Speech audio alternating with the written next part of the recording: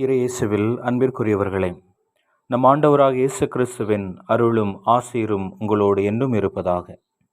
பொது காலம் 10ஆம் வாரத்தின் வெள்ளிக்கிழமையிலே நாம் நம்மை வெற்றி கொண்டு இறைவனுடைய வாழ்வியல் நெறியை வாழ்வாக்க என்று அழைக்கப்படுகின்றோம். மாவீரன் அலெக்சாண்டர் காலத்தில்தான் கிரேக்கத்தின் புகழ்பெற்ற தத்துவ ஞானி டயோஜெனிஸ் வாழ்ந்தார். மக்கள் அலெக்சாண்டரை விட டயோஜெனிஸிடமே மிகுந்த மரியாதை செலுத்தினர்.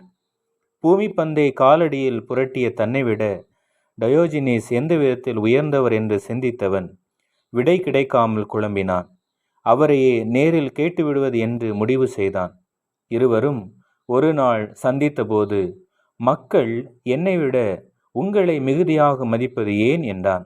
அலெக்சாண்டர், நீ மண்ணை வென்றவன், நான் என்னை வென்றவன், அதுதான் காரணம் என்று டயோஜெனிஸ் புன்முறுவல் பூத்தபடி விளக்கினார். அதனால்தான் புலன் ஐந்தும் வென்றவன் தன் வீரமே வீரம் என்றாள் அவ்வை பாட்டி.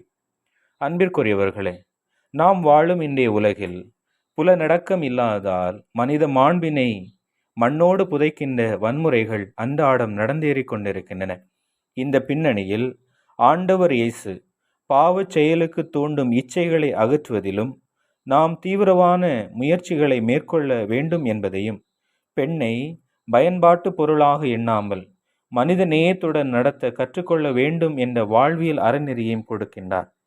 தன்னை வென்றவன் தரணியை வென்றவராகிறான் என்பதைப் போல நலமான எண்ணத்தால் செயலால் கிறிஸ்துவின் நெறியை எடுத்துரைப்போம்.